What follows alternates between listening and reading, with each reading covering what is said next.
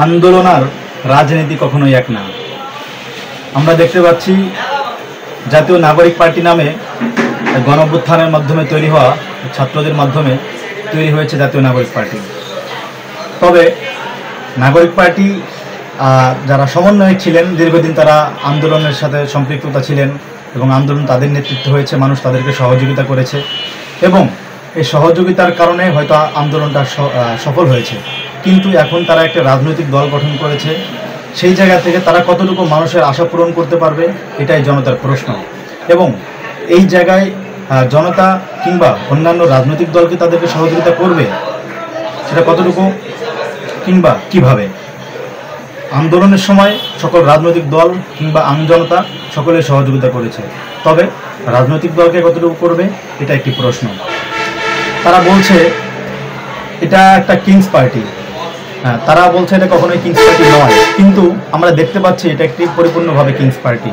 এই আন্দোলনের সমন্বয়কদের একটি পার্ট তারা সরকারে রয়েছে এবং সরকারে থাকার পাশাপাশি তারা মাঠে একটি রাজনৈতিক সংগঠন তৈরি করেছে।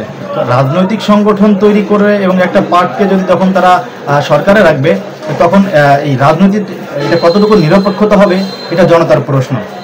দেখা যাচ্ছে তারা তাদের সংগঠনের মাধ্যমে তাদের সংগঠনে বিভিন্ন সচিব কিংবা উচ্চ পর্যায়ের ব্যবসায়ীদেরকে সংগঠনে তারা ইনভলভ করছে। এখানে আসলে আমাদের প্রশ্ন থেকে যায়, যাদেরকে তারা ইনভলভ করছে, এই যে সাবেক যারা আমলা ছিল, তারা কি অবশ্যই তাদের কালো টাকাগুলোকে সাদা করার জন্য কি সংগঠনে যুক্ত হয়েছে? এটা কিন্তু একটা জনতার প্রশ্ন। আমরা মনে করি তারা যাদেরকে যুক্ত করেছে এবং সাবেক আওয়ামী লীগের বিভিন্ন পদধারী বিভিন্ন নেতাদেরকে তারা যুক্ত করেছে, ওই সকল আওয়ামী লীগ নেতা যারা বর্তমান অপরাধ থেকে মুক্তি পেতে চায়, তাই তারা তাদেরকে ওখানে আশ্রয় দিচ্ছে এবং তারা ফান্ডিং নিচ্ছে। তো এইটা তারা কতটুকু জনতার কল্যাণে আসবে, তারা যেটা মনে করে যে তারা ক্ষমতায় চলে আসবে। আমি যদি আমার সংগঠন গণ অধিকার পরিষদ এবং এই বর্তমান কিংস পার্টি জাতীয় নাগরিক পার্টি তাদের সাথে তুলনা করি, তাহলে আমি বলবো গণ অধিকার পরিষদ 18 কোটা সংস্কার আন্দোলনের মাধ্যমে যে অগ্নিগর্ভ থেকে জন্ম নিয়েছিল, সেই সংগঠন তিলে তিলে গড়ে ওঠা এবং আমাদের নেতার প্রতি এবং আমাদের সংগঠনের প্রতি দীর্ঘ কাঠখড় পুড়িয়ে আমাদের একটি ভালোবাসা তৈরি হয়েছে এবং সংগঠনকে আমরা একচ্ছত্রভাবে ধারণ করার একটা জায়গা তৈরি হয়েছে। কিন্তু নাগরিক কমিটিতে আমরা দেখতে পাচ্ছি বিভিন্ন মত পথের মানুষ এখানে যুক্ত হয়েছে। তারা কি আসলেই তাদের সংগঠনকে ভালোবাসতে পারবে? কতটুকু পারবে এবং কতটুকু কাঠখড় পোড়াতে পারবে? তাদের আগামীর ভবিষ্যৎ কি? এবং